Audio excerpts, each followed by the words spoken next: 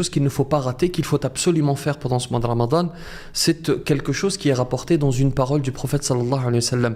C'est un extraordinaire cadeau de la part du Créateur subhanahu wa ta'ala pour le jeûneur. Alors vous ignorez peut-être cette information, je vais me permettre de vous la transmettre et vous pourrez la transmettre à votre tour. Le prophète sallallahu alayhi wa sallam dit dans une tradition prophétique, dans un hadith rapporté par Ibn Majah, Inna lis-sa'imi 'inda fitrihi da'watan ma turad. Il y a pour le jeûneur au moment de la rupture du jeûne une invocation qui n'est pas rejetée. Et c'est ce que nous recherchons toutes et tous, un moment dans lequel le Créateur ne rejette pas nos invocations, un moment dans lequel il les accepte et les exauce. Le voici au moment de la rupture du jeûne.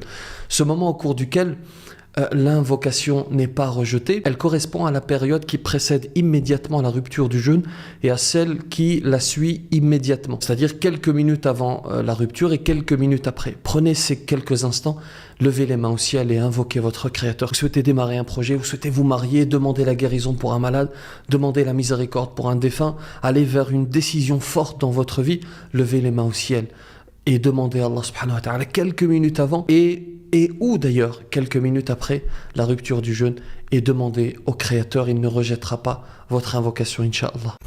Deuxième des choses à faire, sachez que le mois de Ramadan a plusieurs surnoms, dont le mois du repentir, Shahrut Tawbah. Et il est absolument capital de sortir de ce mois avec un changement, avec une réforme que nous avons entamée. Prenez le temps, quelques instants de réfléchir, de souffler, de réfléchir à ce que ça vaut le coup. Tous ces péchés que nous commettons, c'est désobéissance à Allah subhanahu wa ta'ala. Est-ce qu'il n'est pas temps de s'arrêter, de revenir à Allah subhanahu wa ta'ala? Est-ce qu'il n'est pas temps de lui obéir?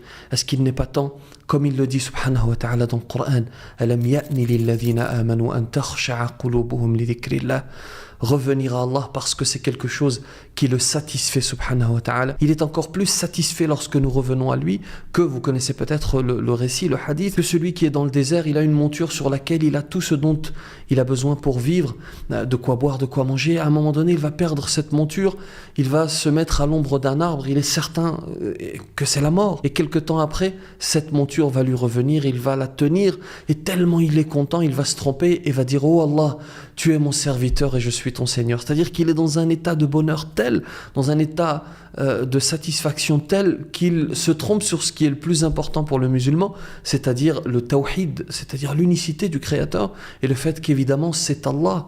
Nous sommes les serviteurs d'Allah subhanahu wa ta'ala. Et le prophète sallallahu alayhi wa sallam nous dit Allah, notre Créateur, est encore plus satisfait lorsque nous revenons à lui que cet homme qui a retrouvé sa monture. Et le repentir, vous en connaissez certainement les conditions, je vais vous les citer très rapidement. La première des conditions, c'est d'être sincère dans sa démarche. La deuxième, c'est de regretter ce que nous avons fait, les péchés que nous avons commis. Le troisième, c'est de stopper immédiatement le ou les péchés que nous commettions. Le quatrième, c'est de rester déterminé à ne pas recommencer, à ne pas revenir à ces péchés. Et le cinquième, c'est de se repentir avant qu'il ne soit trop tard, avant de repartir vers Allah subhanahu wa ta'ala. Et sachez pour terminer sur ce point qu'il est possible de faire ce que l'on appelle la prière du repentir.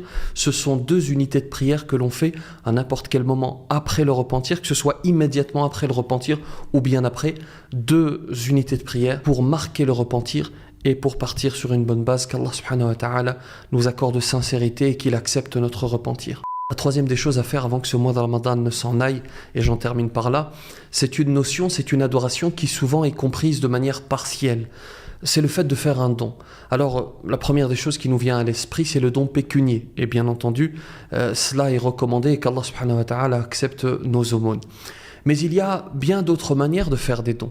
Le fait par exemple de pardonner, d'offrir son pardon, c'est un don également. Le fait de sourire, le fait de répandre la bonne parole. Et il y a une parole, un hadith, dans lequel le prophète sallallahu alayhi wa sallam nous résume bien cela. Il dit que la paix soit sur lui. Le fait de sourire à ton frère est une aumône. Le fait que tu ordonnes le bien et que tu interdises le mal, c'est une aumône. Le fait que tu guides une personne dans un endroit où il est perdu, c'est une aumône. Le fait que tu enlèves du chemin ce qui est une gêne, c'est une aumône. Le fait que tu verses ton seau dans le seau de ton frère, que tu lui donnes ce que tu as dans ton seau, c'est une aumône. Le fait de guider le malvoyant, c'est pour toi une aumône. Il ne reste plus que quelques jours, alors il faut se saisir de cette occasion, qu'Allah subhanahu wa ta'ala nous facilite, qu'Allah subhanahu wa ta'ala accepte notre jeûne, qu'il accepte nos adorations, qu'il accepte nos prières. Je vous souhaite le meilleur. Je demande à Allah subhanahu wa ta'ala encore une fois de nous réunir toutes et tous dans son vaste paradis. Je vous remercie de m'avoir suivi.